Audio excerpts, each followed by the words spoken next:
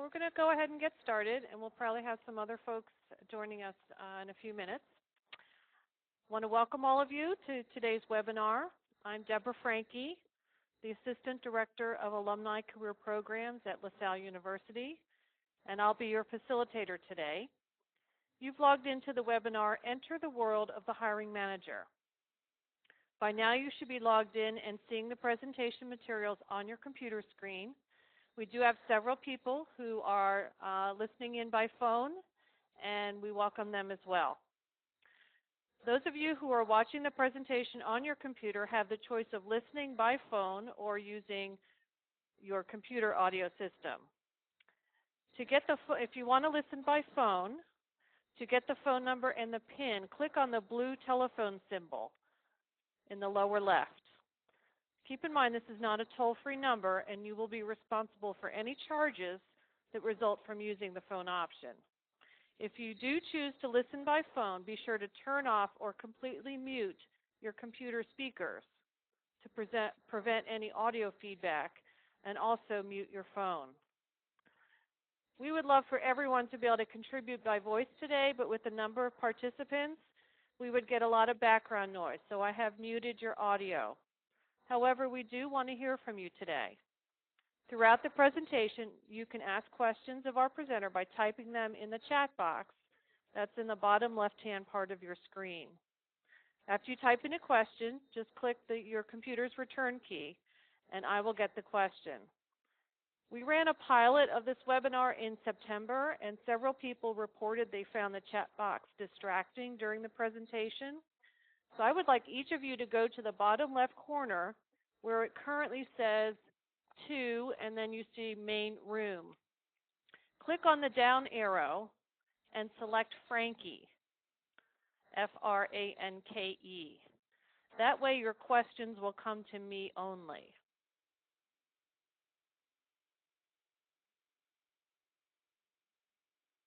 Please feel free to submit questions at any time.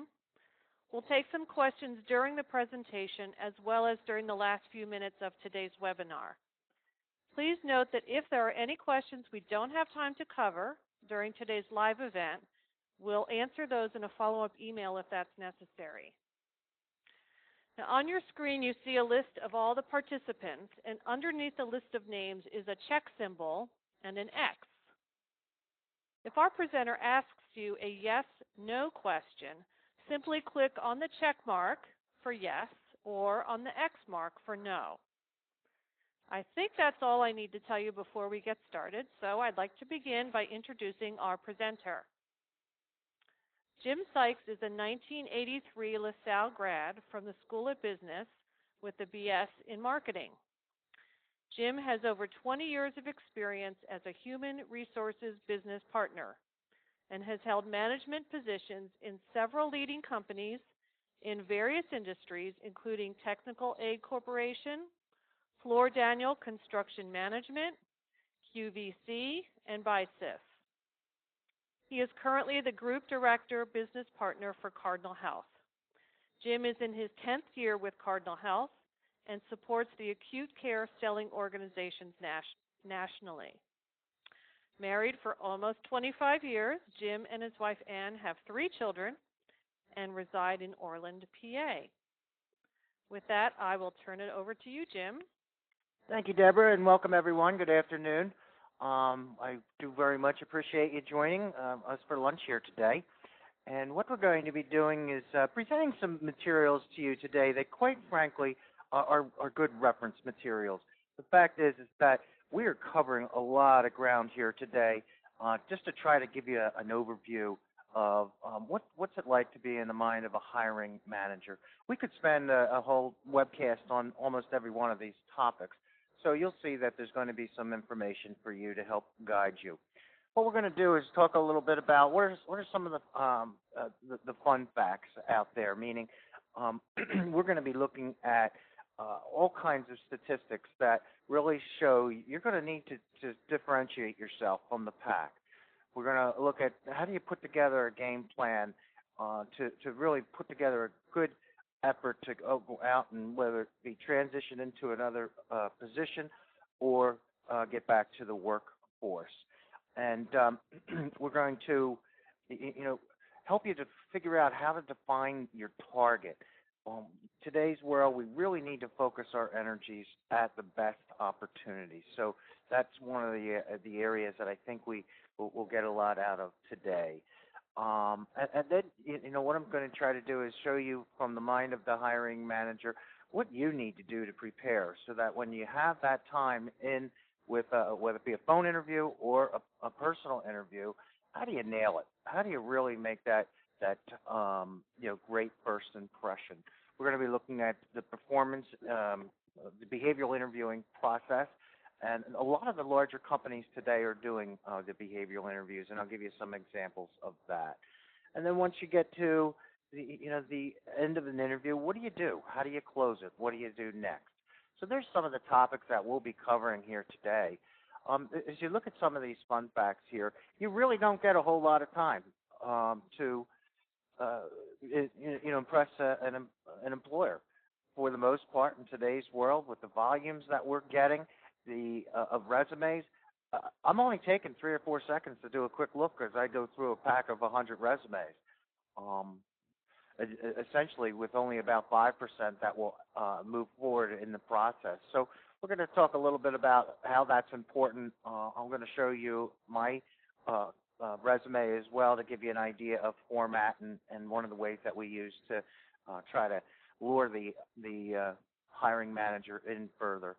We're going to, when you look at one of the social or professional medias today, LinkedIn is number one. You can see by the numbers with 70 million users, it is becoming a very, very powerful tool, and 80% of the companies are using it. It is something that if you're not a part of, I would strongly recommend that you start building your LinkedIn network. Make sure that it is very much professional and up to date. So, when we talk about the whole hiring process, it's very, very important for us to hire right, not fast. And if you look at this next statistics, of the 5 executives that we hire, there's only about 2 or 3 that are actually successful hires. With that being said, you can imagine what the costs associated with that. So just in general terms, as I'm there as the hiring manager, I'll tell you, I'm looking for about, half of it is this going to be a good fit? Are they going to be able to be, work within this culture and fit into the organization? Do you have the ability? Can you actually do the job? And then we're also looking at, how about the willingness and enthusiasm? Will you do the job, and will you, be excited about doing the job? So, one of the things we want to do to get started here today is really, part of this creating a winning game plan and executing on it. We want to focus on your 30-second commercial, and that's where we'll get started with today. It's something that whether you are gainfully employed now and maybe just starting to think about looking, or you out of work right now, well then what you really need to have your 30-second commercial, and you really want it to be, what do you want in the job? What are some of the unique qualifications that you have? How can you contribute to an organization? So when you think about the 30-second commercial, people also call it the elevator speech. It's that one chance that you have where perhaps you're at a barbecue, or we're going to have the holidays coming up, and you are at a holiday party. You really want to be able to articulate, all of these points, so that if in fact you do meet with somebody and you have an opportunity to network with them, you're going to be able to nail that. I did put together a sample of mine, so I'll read that to you. I'm a seasoned human resource business partner with in-depth leadership experience in HR planning, talent management, organizational design and effectiveness, change management, and driving top performance. I work strategically with senior management with a focus on driving business results, developing leaders, and establishing performance-driven culture. Currently, I'm with Cardinal Health. I'm looking for additional responsibilities in human resource management. I enjoy fast-paced, growing environments that are focused on driving results. So that's just a sample of what I put together, just to give you a little bit of a feel for what you might want to do as far as putting together that 30-second commercial. So as you're looking to again continue to build and put together a resume, and you want to make sure that everything that you do is results focused. So if you're putting together a statement that says, I reduced turnover by 3%, well, that doesn't tell me anything. I really want to know what was the actual results. Maybe the company wasn't looking to reduce turnover. So reduce turnover by 3% with significant savings in new hire cost. So what does it do? So they're the kinds of things. So as you look to put together your resume and you put together your bullet points, keep referring to this slide here to say, what did that action item that I put on my resume actually do? And that's really very important to building that powerful resume. When you are building your resume, make sure that you really detail the highlights, and of the scope of the work that you have done. Make sure that it is in a way that somebody outside of your specific business or perhaps somebody within human resources would understand. So watch out for the use of acronyms and things like that some people might not even understand what that means. The layout needs to be very easy to read. This is not where you get fancy with all of your fonts and everything like this. A lot of companies today are scanning resumes into resume retrieval systems, and they're looking for keywords. So a lot of times the fancy print does not come up when they go to retrieve resumes doing this search on the words. Obviously, use the right headings and include a summary, your experience, and education. I think it's very important that, again, you use plain text so that it's easy to cut and paste as well. Here's a quick little snapshot of my resume. Again, we talked about 3 to 4 seconds of being able to get in and get past the hiring manager's eyes. So one of the things that I like to do, if you see on the top, I use the 9 bullets. And these are really very easy to customize as you look at different positions and you're able to go through a job description or an ad or whatever the case may be and pull out some of the key words that you see, some of the key themes. And this will help bring the eyes of the hiring manager in. So as I'm looking at, if I'm looking for somebody that's really strong and I'm looking to build my organization because perhaps we're growing so fast, well, I want to look at somebody that's really going to have some succession planning experience, somebody that does a lot with performance management. So as we continue to grow, we're managing the performance. So this is an area that you can use to customize. If you also notice, with Cardinal Health, we're a $100 billion company now, and most people don't even know us. So I think it's important that you write a short description of what the company does, and you can get this from the marketing materials or the website or whatever on your company, and that way people get a feel for what is the company, the industry, the size of the industry, etc.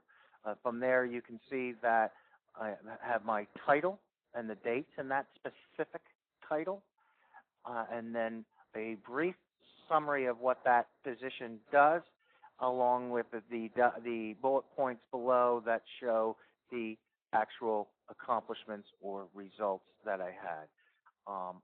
So you can see that this is I think, a pretty simple but very effective layout that I encourage folks to use. So I get a lot of questions. Do hiring managers actually look at cover letters? And the answer is yes. Now, a lot of cover letters come in the form of email today, which is fine and very much appropriate. But there's all different kinds of letters that you can that you can put. You know, they have that blind application letter where you're sending directly in, but really there's other opportunities out there, and prospecting as an example.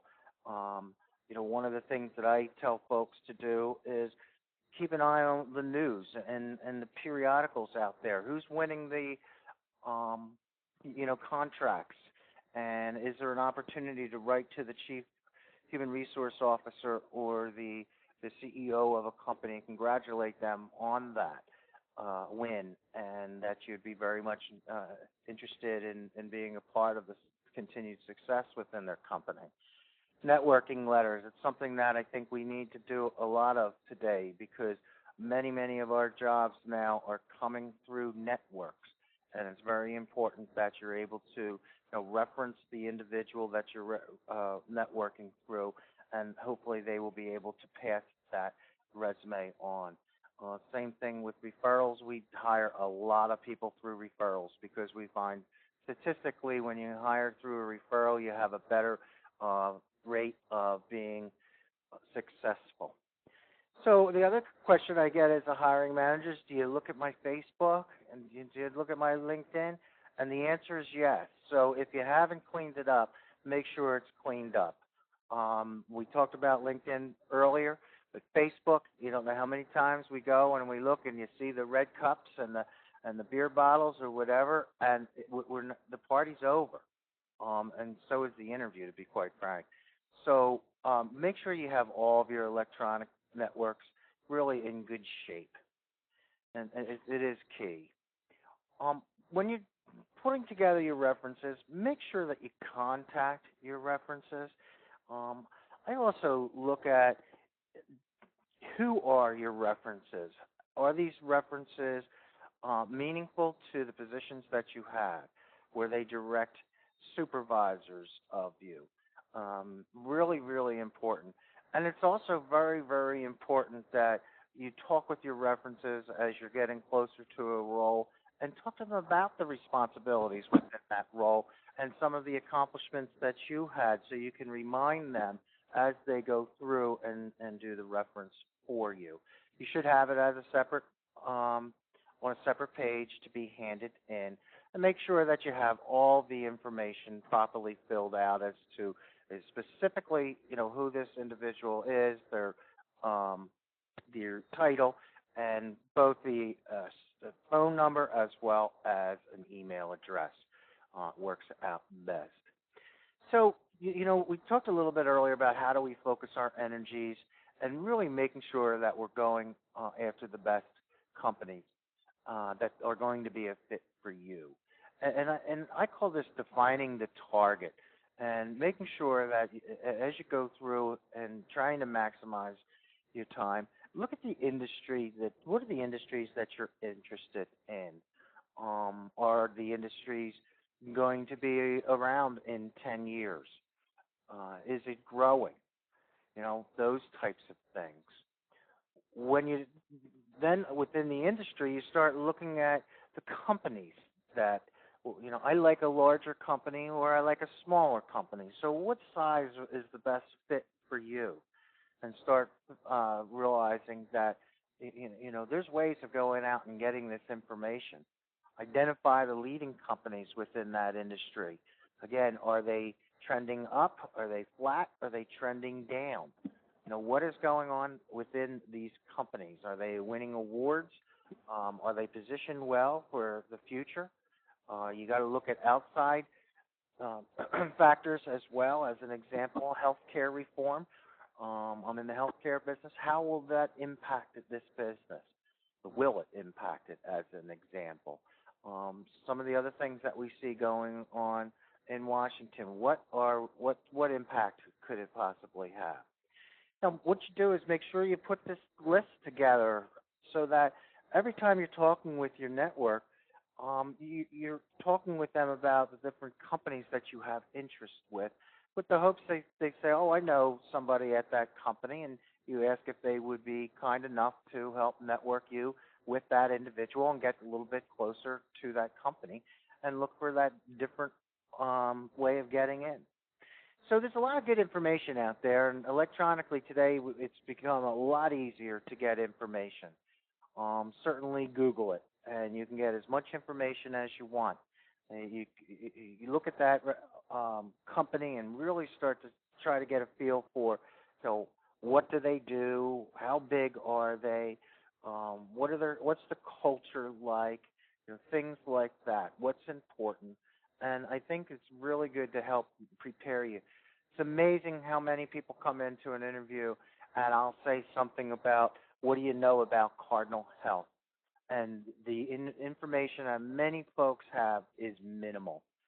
They'll tell me exactly what was in the posting or something like that, or in the job description. You really need to go in and look us up and figure out who Cardinal is, because I'm looking for somebody that's done their homework, somebody that's really prepared, and they really understand who Cardinal Health is, and they can do a very good job at articulating why this would be the right person. We talked a little bit about LinkedIn, and I actually will be talking a lot about LinkedIn. I think it's a very, very powerful tool. We do searches on LinkedIn to find folks. Our recruiters do. And we also look at any reference information that might be on LinkedIn as well. So make sure you've got that page really clean. The other thing you can do is use it for, when you're using it for targeting companies, you can go in and search your LinkedIn network, search these companies, and then match it against your network. So if I were to go and perhaps put in GE or something like that, I could see all the people that are in my network that have worked at GE or currently at GE. I can contact those folks. So when we get folks coming in through other referrals or through networks, it's just a different avenue into the hiring manager. So it gets a longer look, and it really is much more effective. We talked a little bit earlier about reading the trade periodicals and looking for the leads and awards and grants and those types of things. It really is important. So make sure that you're sharing these target companies again with your network. I would strongly recommend that as we get ready to go into the holiday season now, this is something that you should have ready to go. And make sure that as you're talking with folks, don't be afraid to let them know that you're in transition, whether it be looking for a new role to take on more responsibility, or perhaps you have are out of work. I do want to take a second here and try the polling button, if you will. I wanted to see how many folks on the call have ever been part of a layoff, a plant closing, or a restructure. So the question is, have you ever been a part of one of these? So if you use the polling button, we'll give you the answer in a little bit as to what the results were. Okay, so these are the two buttons underneath all the names. You see a check mark and an X mark. A check means yes, X mark means no. So yes, I have been a part. No, I have not. Statistically, in today's world, in today's economy, folks will be going through this twice in their lives. So that's not what you probably want to hear, but that's the reality of it, that most folks have gone through this. So you're not alone. And what that does is helps people be more in tune to the whole networking part, because many folks have, again, been a part of this. So right now we've got 22 responses. 14 of those are yes, 7 are no. Okay. So you can see that, just with that, probably at least half the group has been a part of some kind of reduction of force. Like about 2/3 of the group. Yep. So we talked a little bit.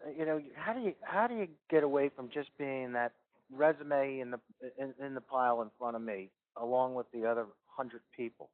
Well, you really need to, again, work your network and ask your network if they would refer you or put you into the referral program through, your targeted companies that you're interested in.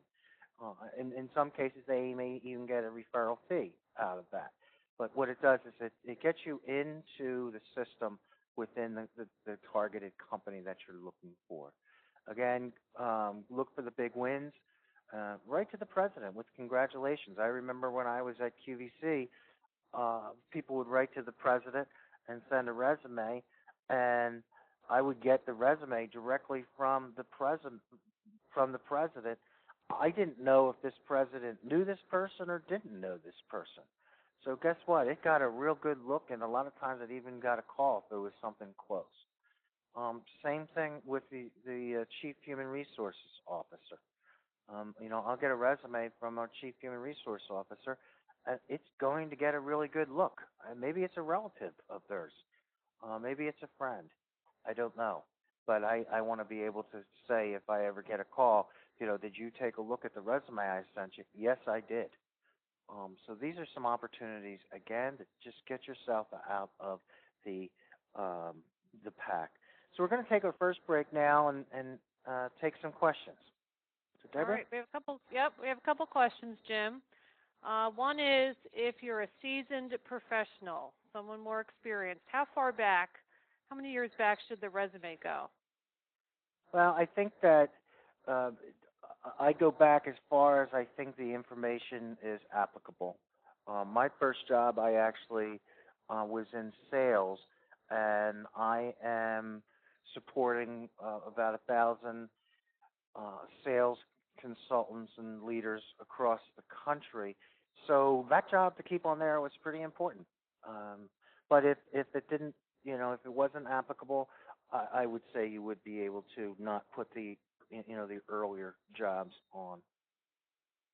It sounds like there's not necessarily a hard and fast rule when it comes to that. No. The question always is it relevant or not?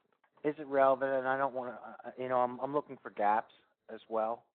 So if there's gaps, put a job on if it is, even if it is not relevant, to avoid a gap. Okay, we have a question about Facebook, and says, could you please tell me if hiring managers are able to see private Facebook pages with no public information viewable, or Facebook pages that don't have someone's last name on the page? We really go after more of the, with the last name, because, we don't know how to find it otherwise. And, to be honest with you, I am not sure, from the privacy standpoint. I think you can set Facebook up to be private, if I'm not mistaken. Okay. Yeah, we have a comment here. You can set your settings to hide your photo and your name and all that. Right. Okay. Why do some hiring managers seem to view previous consulting as a negative activity? I think that from my standpoint, a lot of times I'll look at the consulting as a gap filler, that they were out of work and they wrote consultant on there. I think that it's okay to have consultant on there, but just be able to clearly articulate on your resume the responsibilities that you had, the companies that you consulted for, and the accomplishments and results that you had through consulting. But we find that it's a way that a lot of people are able to or try to help fill a gap. Okay, so do something substantial in that period that you have something to have on your resume as well as talk about. Absolutely, and be prepared to talk about it. Yeah, it appears to be valid rather than just taking up some space. Exactly, and be able to articulate it during the interview as well, that there was an opportunity that I had to go out on my own. I felt like this is something I always wanted to do.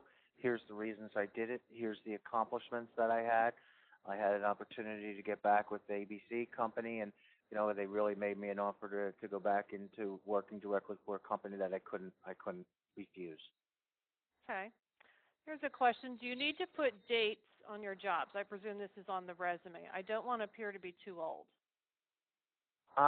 People want to know dates. They want to know, where have you been and what have you been doing. I'm okay if it's just year-to-year dates.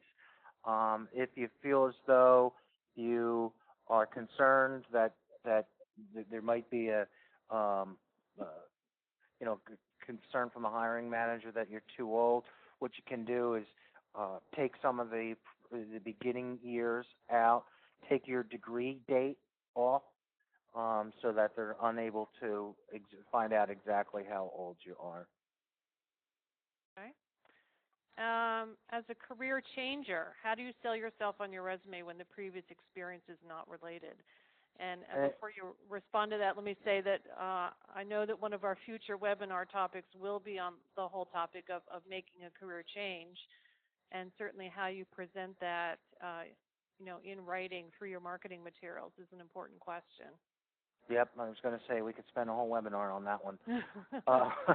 That is, it is a challenge. There's no question about it. One of the things that you need to be able to do, as I look at it from a hiring manager's standpoint, you need to build the bridges from the experience that you have in the past to what I'm looking for that are critical skills within this role.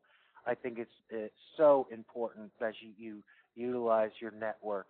If you try to come in through the traditional, let me answer an ad, you're never going to get there. You need to work that network. You need to be introduced.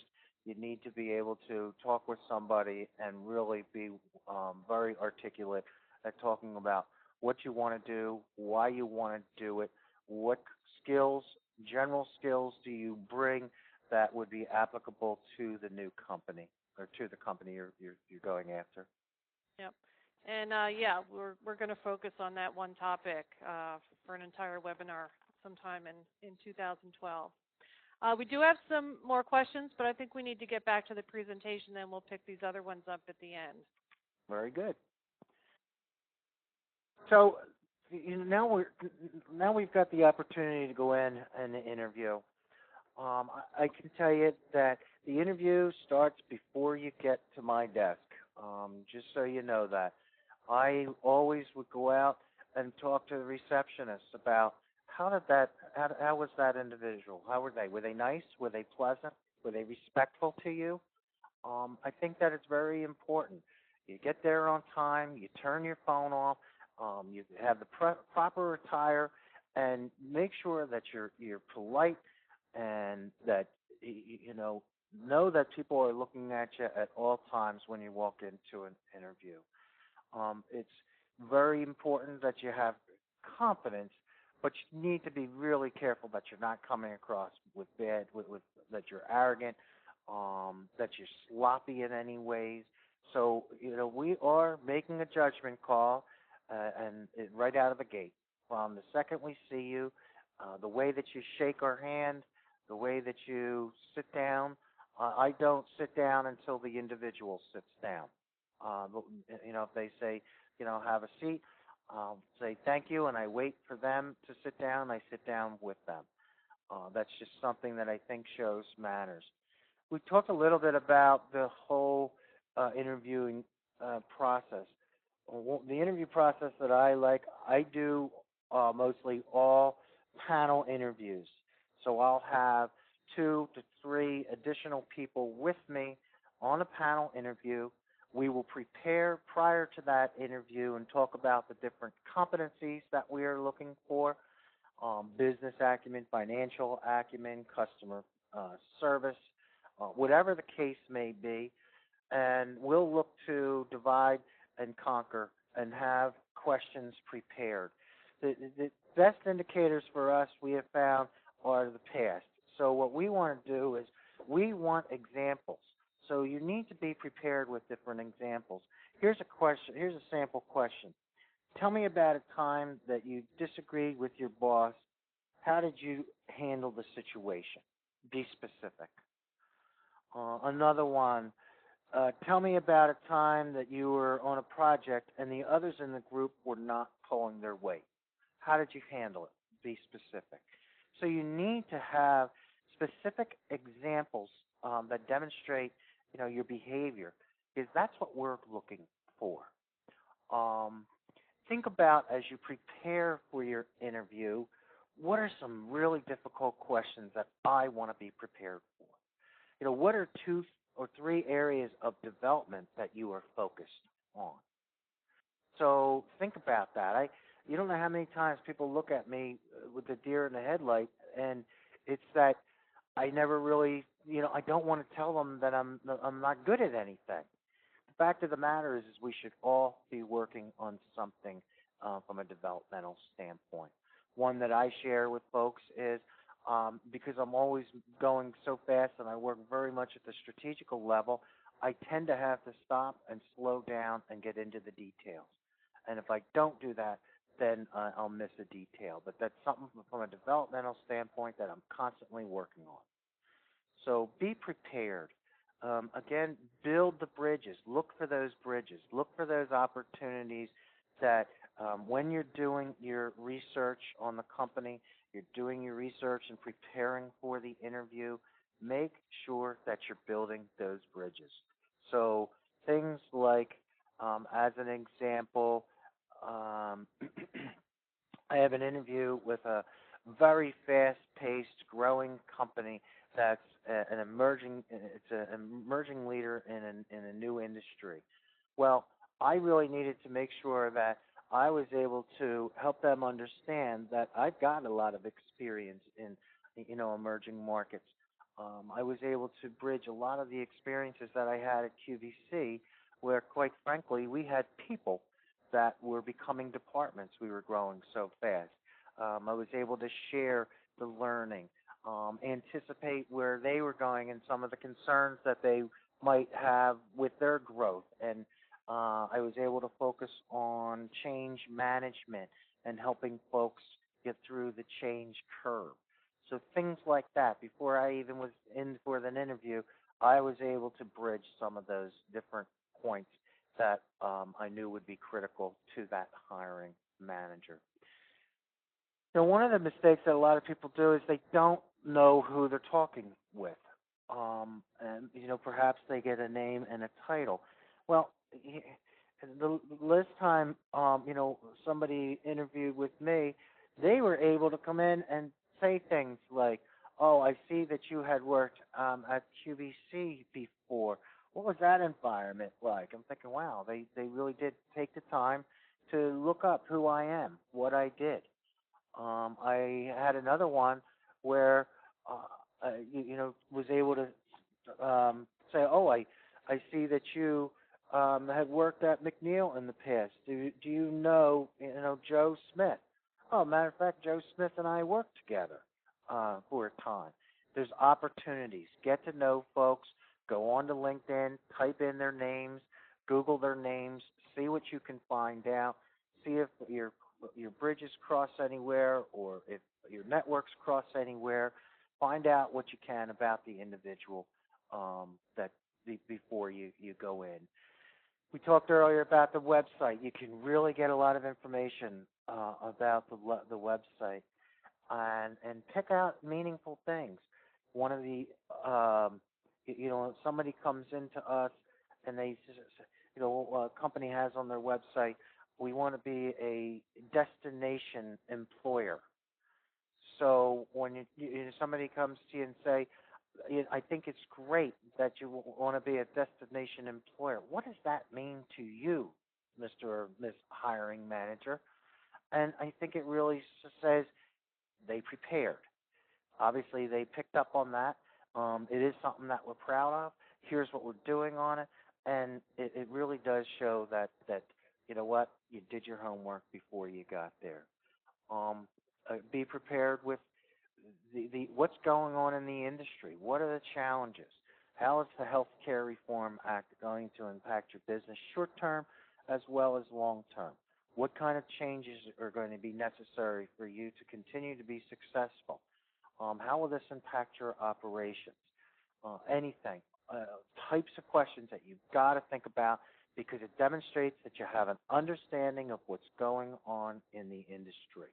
If there's somebody that's growing quite rapidly in the industry, what are your long-term and short-term strategies around, keeping market share that you have now that you have ABC Company that continues to grow so rapidly and is taking market share? Wow, they know our competition as well. That's what I'm thinking as folks do this.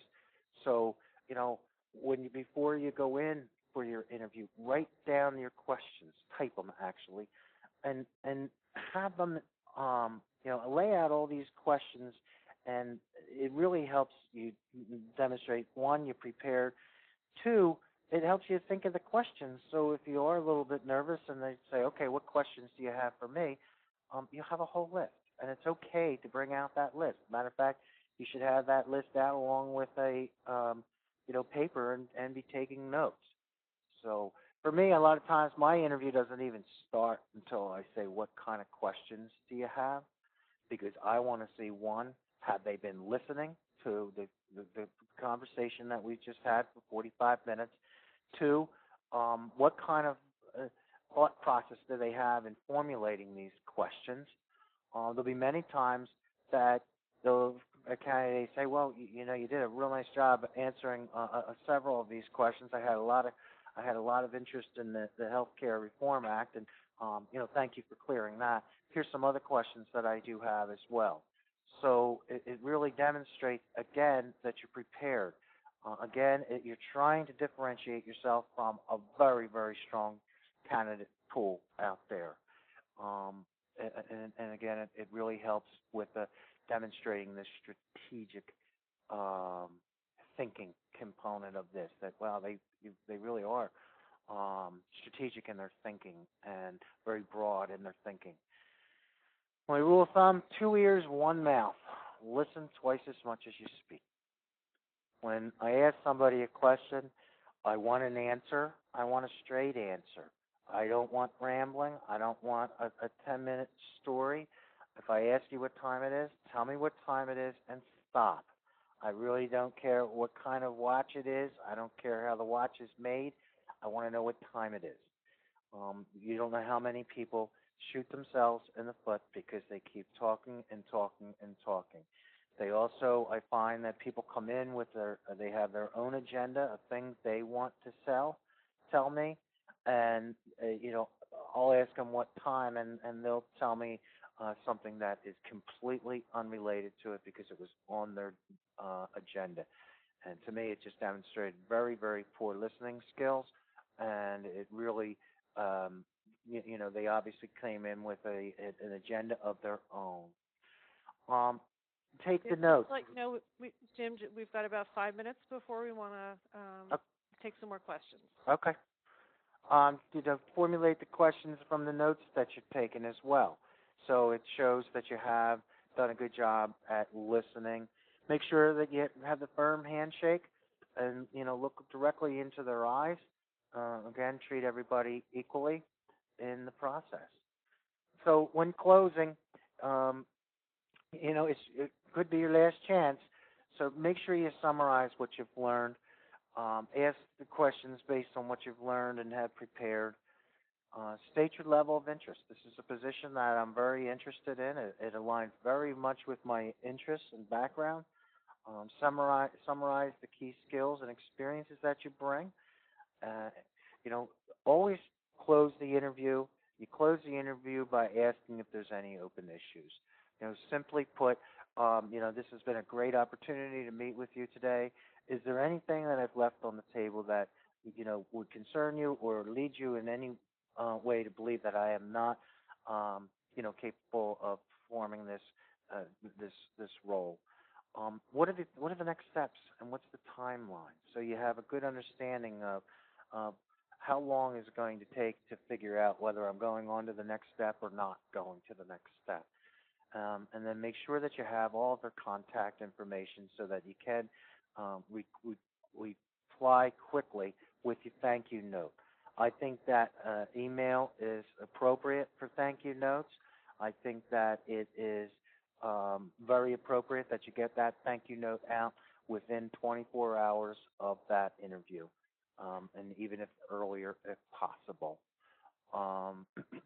So that's what I think is, again, we covered a lot of ground here. It's just the surface. And again, we'll have some different webinars coming up where we'll dig deeper into some of these components. With that, we'll open it up for questions. All righty.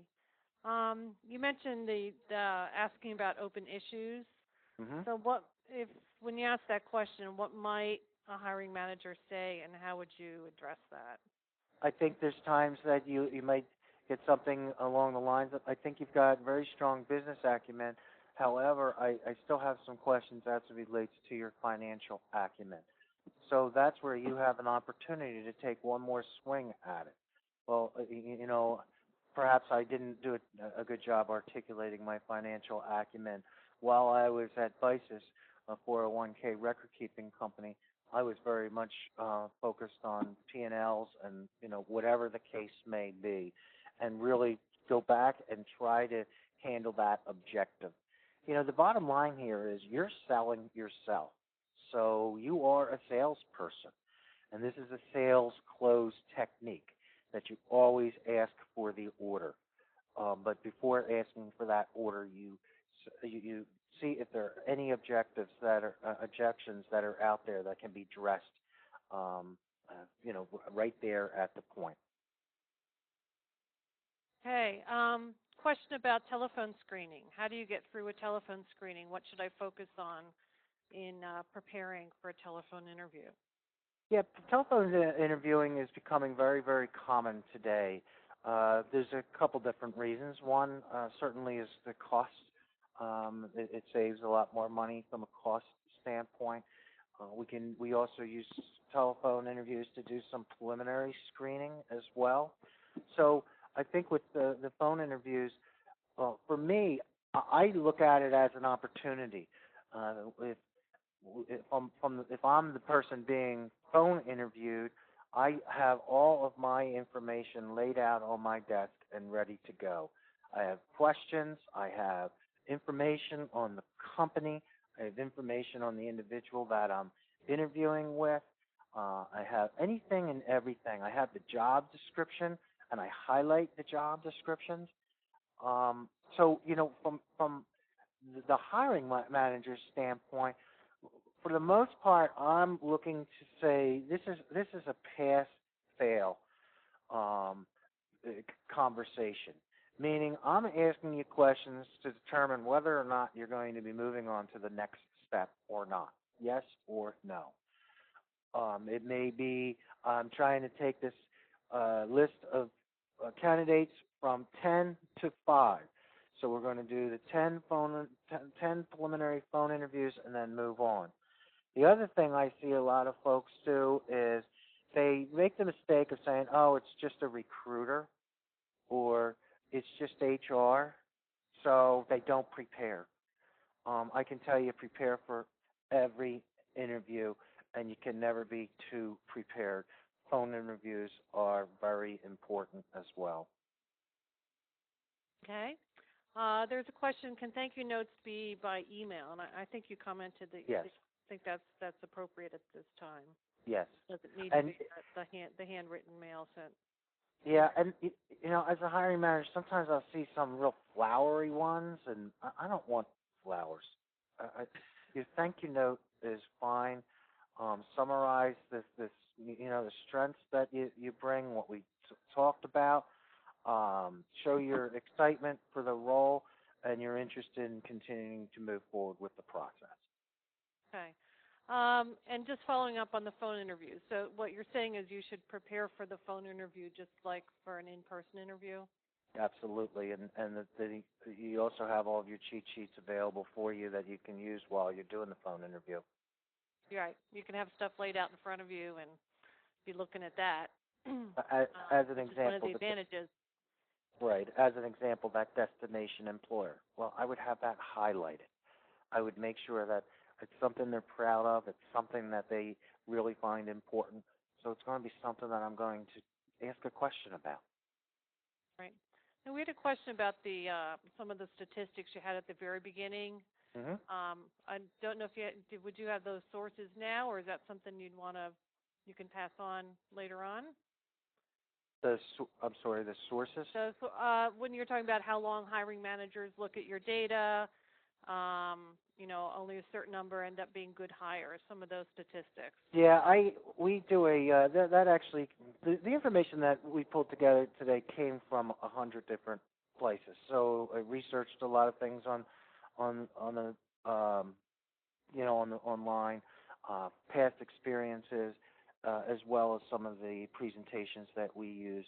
The statistic that I used for the hiring came from, we have a selecting leaders presentation that we do, and it really drives home how it's important that you take the right amount of time. And we always say, if you interview and hire hard, then you manage easy because you're making the right decisions. So, those statistics just came out of a presentation. Okay.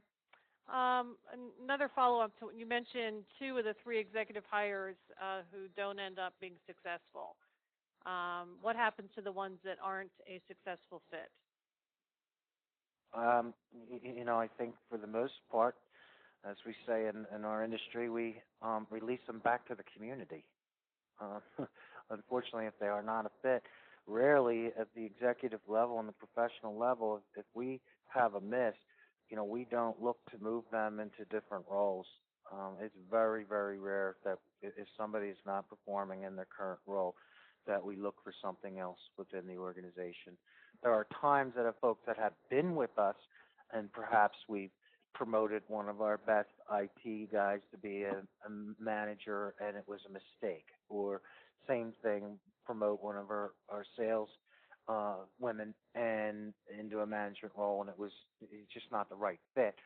There will be times that we would look at that and say, perhaps going back into your individual contributor role would be best for everybody.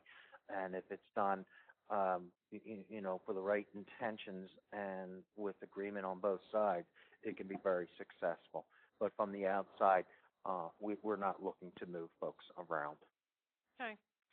Now here's a question about resumes. Is it appropriate to get help with your resume, like from a professional resume writers? Strongly encouraged, and you can't believe how many weak resumes I look at, and you sit there and say, gosh, good company, but what did they do? I don't even know what they did. Can you tell if a resume has been written by a professional resume writer? Not necessarily. I would say that, there's some people out there that are good at writing resumes. I help a lot of people write resumes, and it's at all different levels. But I would strongly recommend that you get somebody to help you put that resume together. There's also online that you can go and look for information. Just Google, writing resumes, and there's all kinds of information on there. I think the important thing is that whether you write it, you get assistance, someone else does most of the writing, that at the end you own it. That you believe everything in there is true, that you can support it with accurately with actual work experience. And so, if you use a professional writer, that's fine, but you need to know at the end of the day that you can support everything that's in there and speak to it as if you had written it. Yes, and stand behind any of your numbers. If you were to say, oh, I reduced, turnover by 3%, I may ask you, how did you do that? What were the results? How much was the cost savings? How did you determine what 3%, would be turned over? Was it voluntary or involuntary? And from a hiring manager standpoint, I can peel back the onions and all of those things. So you better know, what's behind the points on your resume. The points on your resume are what you want that hiring manager to look at that point and ask you about that point because it's demonstrating some result that had a positive outcome for the company. So they're leaders. You want to lead me with your bullets. Here's a question: if you're currently not employed and you're looking for a position, what should you be doing in addition to trying to find or create that new position? So this person said, I'm doing updates through research and plan to do some volunteer work. Particularly in this economy, there can be some pretty significant gaps. And what are some of the things somebody should be doing that's going to look good to a hiring manager, that's going to keep them relevant and connected in the field? I think that's a great question, because a lot of people, they say, oh, I'm just going to put my, you know, head down and just go find, work all day on a job. I think volunteering is a very good way. Looking at an opportunity, first of all, to be out there and meeting with people, meeting with new people and people that you don't know, and continuing to build that network, continuing to volunteer, and be part of the community, and help wherever you can, and with your kids' school, as an example, with sporting events. Go down and to the Y, and look at that, maybe being part of a big brother, big sister, get involved in your church, and different events that might happen there as well. And as you go through this, I think it's important that you understand that, there's a lot of people with gaps out there right now. This economy has never been this way in a long, long time. People understand it. You need to be able to articulate it. You need to be able to help people understand that, this is very logical and reasonable why this individual is in the position that they're in. But look at what they've done since being out. They continue to give back to the community. They have a positive attitude where they don't have a lot of baggage. Because I see a lot of people that have a lot of baggage, and I don't. If you're coming with baggage, I don't want you. Plain and simple. Jim, we've got a couple more really great questions, but I want to finish up on time. And so we will follow up with responses to those questions by email. So there was a question about how to go about asking for a referral, and a question about jobs being posted internally, but then also advertised externally, and another question about is it okay to talk about part-time jobs during the interview if it's relevant. So let me just, a few closing comments here. Whoops, I'm on the wrong slide. Here we go. Just to remind you, for those of you who are LaSalle alumni, which most of you are, there's the link to our website. And in January 2012, when you go to that link, you're going to go to a totally new website, and you're going to be able to personalize your profile, connect with LaSalle alumni, do searches of a LaSalle alumni, create and join affinity groups, and put up your class notes, and they'll be viewable instantly. So some pretty exciting things coming there. Some ways for you to stay connected. Those of you who are on LinkedIn, be sure you're in our LinkedIn group. If you're not on LinkedIn, I really encourage you to learn more about it, and we will be doing an upcoming webinar sometime in 2012 on that topic. Some other opportunities to stay connected through Facebook, through the new app, as well as through Flickr. Following today's webinar, this evening I'll be sending out a link to a survey. Should take you 5 minutes to fill it out. I really would like as many of you to do that as possible. It helps us improve our webinar program, and we just would really appreciate your feedback. And then in about 7 to 10 days, you'll be getting another email that'll give you a link to a recording of today's webinar. And so at any time, you'll be able to go back and listen and look at all of it or any part of it. And finally, I want to close by saying that you feel free to contact Jim or I if there's anything else that, any further questions you have or any way that we can help you. Jim, I want to thank you again for your time and just bringing all your expertise and experience. That wraps things up for today, and we hope to see you at future events. To exit the webinar, just click the word exit above the LaSalle logo in the lower right-hand corner. Thank you, everyone, and have a good afternoon.